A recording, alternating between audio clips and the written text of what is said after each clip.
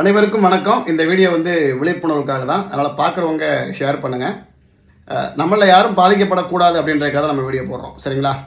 ஒரு அம்மா ஆன்லைனில் அவங்க பசங்களுக்கு காம்ப்ளான் ஆர்டர் பண்ணி வாங்கியிருக்காங்க.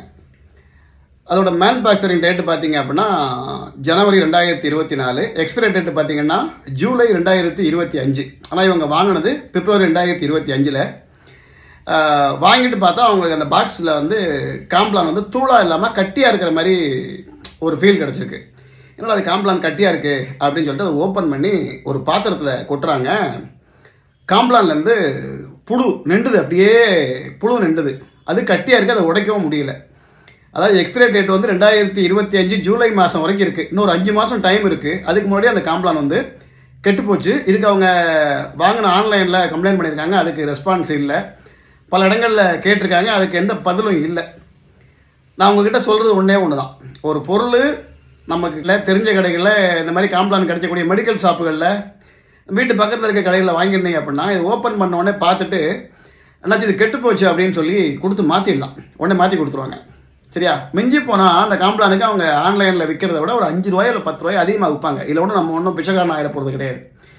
நம்ம என்ன பண்ணுறோம், ஆன்லைனில் வாங்குறது ஒரு பந்தா, பார்த்தியா நானும் ஆன்லைனில் காம்ப்ளான் ஆர்டர் பண்ணி வாங்கிட்டேன் அப்படின்ற ஒரு பெருமை மையத்துக்கு வாங்கிடுறோம். ஆனால் கடைசியில் என்ன கேட்டிங்கன்னா, நம்ம ஏதோ ஒன்று கேட்போம், ஏதோ ஒன்று அனுப்புவோம். இன்னொன்று நல்ல பொருளா கெட்ட பொருளா அப்படின்னா நமக்கு தெரியாது. நம்ம ரிட்டர்ன் பண்ணவும் முடியாது. சரிங்களா?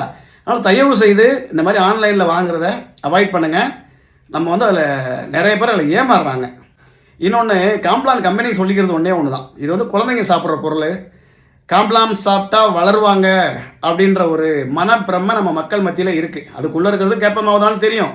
பட் இருந்தாலும் காம்ப்ளான் சாப்பிட்டா உடம்புக்கு நல்லது, என் பிள்ளைங்க வளர்ந்துரும் அப்படின்ற எண்ணத்தில் நிறையா மக்கள் உங்கள் காம்ப்ளானை வாங்கி பிள்ளைங்களுக்கு ஆற்றி கொடுக்குறாங்க.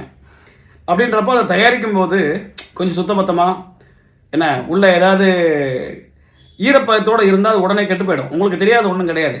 ஆனால் அதனால் நல்லா சுத்தபத்தமாக கொடுங்க.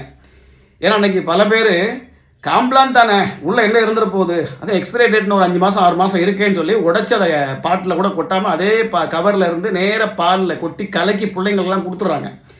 அப்படி கொடுக்கும்போது என்னென்னு கேட்டிங்கன்னா குழந்தைகளுக்கு உடல்நல கோளாறு, வாந்தி பேதி இந்த மாதிரிலாம் ஆகும்போது மருத்துவமனையில் அட்மிட் பண்ணால் பல லட்சங்கள் செலவாகும். ஆனால் தயவு செய்து குழந்தைகள் பொருளை தயாரிக்கிறவங்களாக இருக்கட்டும், சாப்பிட்ற பொருளை எதை தயாரிக்கிறவங்களாக இருக்கட்டும், கொஞ்சம் மக்கள் மீது அக்கறை எடுத்துக்கங்க. சரிங்களா? ஏதோ நமக்கும் சம்பாதிக்கணும், ஏதாவது ஒன்று போட்டு விற்றுறணும் அப்படின்ற எண்ணத்தில் இருக்காதிங்க. வாங்கி சாப்பிட்றோம், நாங்கள் உயிரோட தான் அடுத்து வாங்க முடியும். என்ன? தேங்க்யூ.